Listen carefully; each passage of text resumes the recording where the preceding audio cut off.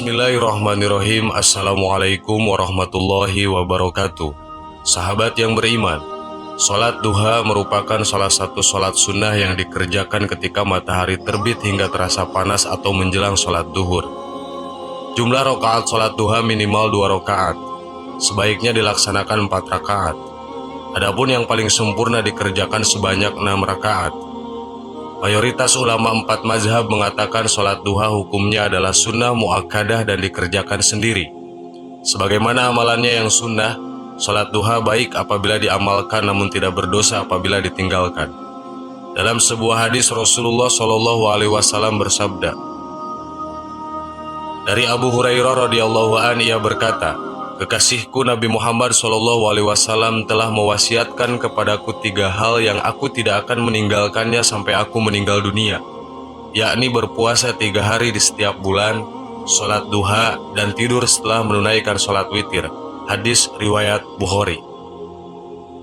Banyak keutamaan dari sholat duha yang salah satunya adalah menggugurkan dosa dan mendapatkan rumah di surga, sebagaimana disabdakan dalam hadis Rasulullah SAW bersabda, siapa saja yang sholat duha 12 rakaat, Allah akan membuat untuknya sebuah istana yang terbuat dari emas di surga.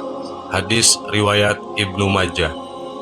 Siapa yang membiasakan diri untuk menjaga sholat duha, dosanya akan diampuni meskipun sebanyak buih di lautan.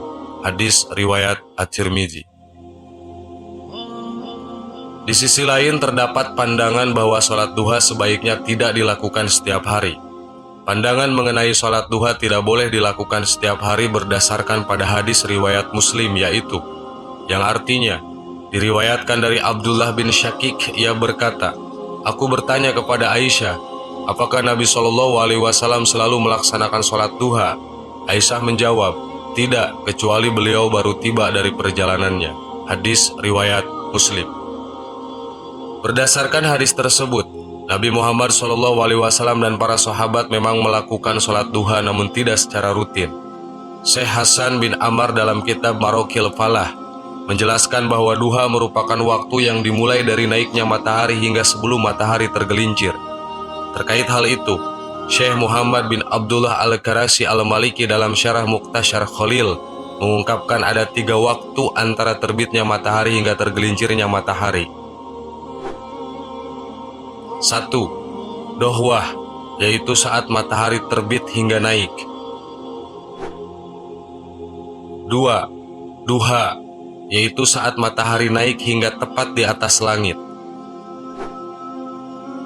3.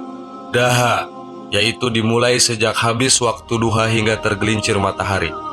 Inilah pentingnya mengetahui kapan waktu sholat duha, karena ada waktu-waktu tertentu umat Islam dilarang menunaikan sholat duha, yakni 1. Setelah sholat subuh hingga matahari naik 1 anak panah. 2. Saat matahari tepat berada di atas kepala hingga waktu zuhur. 3. Saat matahari berwarna kekuningan atau setelah asar sampai terbenamnya matahari. Dari Ibnu Abbas berkata, datanglah orang-orang yang diridhoi dan ia ridho kepada mereka, yaitu Umar. Ia berkata bahwasannya Nabi SAW melarang sholat sesudah subuh hingga matahari bersinar dan sesudah asar hingga matahari terbenam. Hadis riwayat Bukhari. Tidak hanya itu, salah satu alasan mengapa kedua waktu tersebut diharamkan untuk melaksanakan sholat duha adalah karena adanya setan yang mengikuti waktu-waktu itu. Rasulullah SAW bersabda, matahari terbit dengan diikuti setan. Pada waktu mulai terbit matahari berada di dekat dengan setan, dan ketika telah mulai meninggi berpisah darinya. Pada waktu matahari berada tepat di tengah-tengah langit, ia kembali dekat dengan setan, dan ketika telah jawal atau condong ke arah barat, ia berpisah darinya.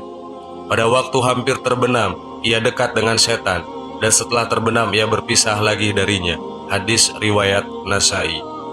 Untuk pelaksanaan sholat duha yang dianjurkan oleh para ulama adalah sekitar pukul 9 ke atas. Sebab para ulama mengatakan bahwa yang utama itu setelah 1/4 waktu siang terlewati atau ketika sinar matahari mulai menyengat. Imam Nawawi menyebutkan waktu sholat duha adalah ketika matahari terbit sampai dengan waktu zawal atau waktu datangnya sholat zuhur. Sementara itu Imam Al-Mawardi mengatakan waktu yang bagus adalah ketika seperempat siang sudah berlalu. Waktu afdol ini berdasarkan hadis sahih dari Zaid bin Arqam. Sesungguhnya Nabi SAW bersabda, salat awabin atau duha itu ketika sinar matahari sudah menyengat. Hadis riwayat Muslim. Sahabat yang beriman, demikianlah penjelasan tentang waktu salat duha. Semoga bermanfaat. Amin wallahu alam. Wassalamualaikum warahmatullahi wabarakatuh.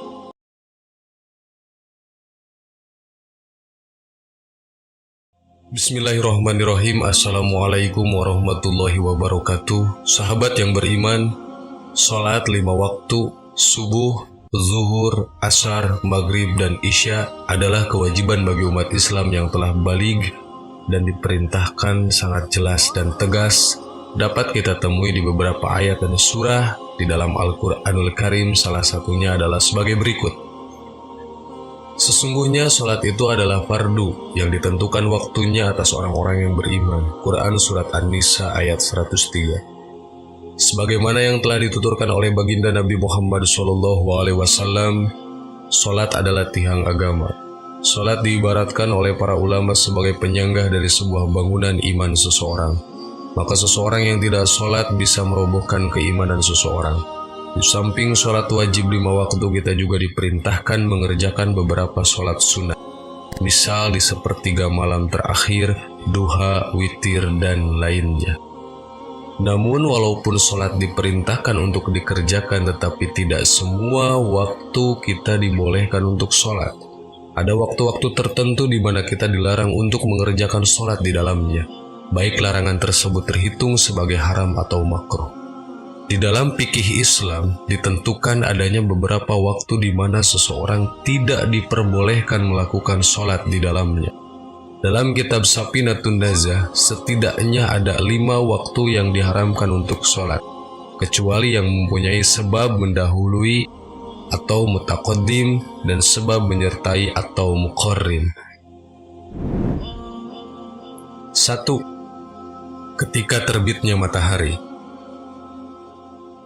Waktu haram sholat yang pertama ini dimulai sejak mulai terbitnya matahari sampai dengan meninggi sekira ukuran 1 tombak.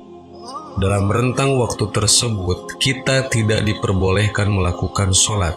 Namun bila posisi tinggi matahari sudah mencapai 1 tombak, maka sah melakukan sholat secara mutlak.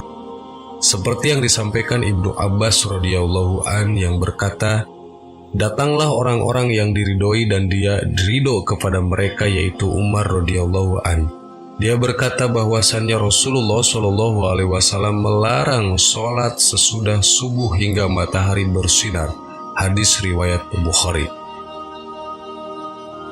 Ibnu Umar radhiyallahu an berkata, Rasulullah SAW bersabda, apabila sinar matahari terbit, akhirkanlah, jangan melakukan sholat hingga matahari tinggi. Hadis riwayat Bukhari.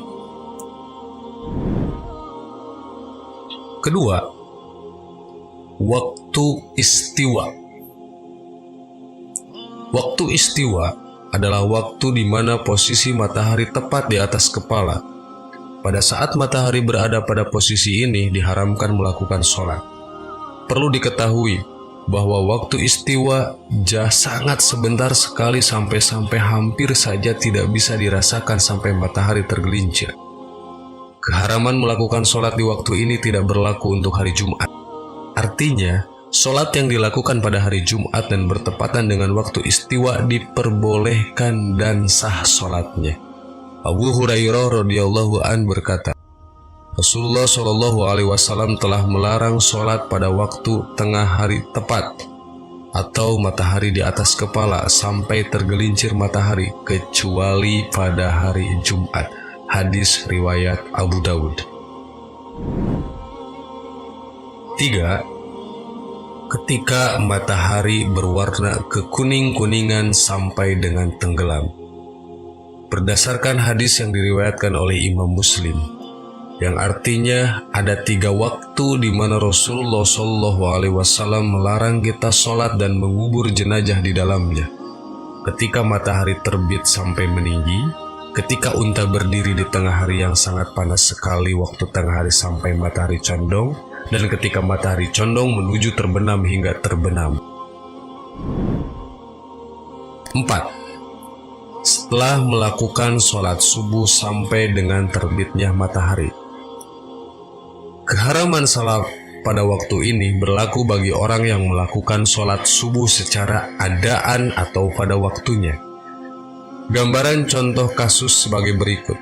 Anggaplah waktu sholat subuh dimulai dari jam 4 pagi, dan pada jam 5 matahari telah terbit, yang juga berarti habisnya waktu subuh. Ketika seseorang melakukan sholat subuh pada jam 4.15 menit umpamanya, atau pada jam berapapun ia melakukannya, maka setelah selesai sholat subuh, ia tidak diperbolehkan lagi melakukan sholat sunat sampai dengan terbitnya matahari, dan bahkan sampai matahari meninggi kira-kira 1 tombak. Karena saat terbitnya matahari sampai meninggi 1 tombak juga merupakan waktu yang dilarang untuk melakukan sholat sebagaimana telah dijelaskan. Sebaliknya, dalam rentang waktu jam 4 sampai jam 5 pagi, selagi ia belum melakukan sholat subuh, maka ia diperbolehkan melakukan sholat apapun. Adapun orang yang melakukan sholat subuh secara qadaan pada waktu sholat subuh, maka ia diperbolehkan melakukan sholat lain setelahnya. Sebagai contoh kasus, seumpama seseorang pada hari kemarin karena suatu alasan belum melakukan sholat subuh, lalu mengkodoknya pada waktu subuh hari ini. Setelah ia melakukan sholat subuh kodok tersebut, ia tidak dilarang melakukan sholat lainnya. 5. Setelah melakukan sholat asar sampai dengan tenggelamnya matahari. Sebagaimana diharamkan melakukan sholat setelah sholat subuh, juga diharamkan melakukan sholat bagi orang yang telah melakukan sholat asar secara adaan atau pada waktunya. Sebagaimana contoh kasus yang tadi, juga bagi orang yang pada waktu sholat asar melakukan sholat asar qada sebagai pengganti sholat asar yang belum dilakukannya pada hari sebelumnya, maka ia diperbolehkan melakukan sholat lainnya. Keharaman melakukan sholat setelah melakukan sholat asar ini terus berlaku sampai dengan tenggelamnya matahari. Demikian 5 waktu haram melakukan sholat. Allahu a'lam bishawab.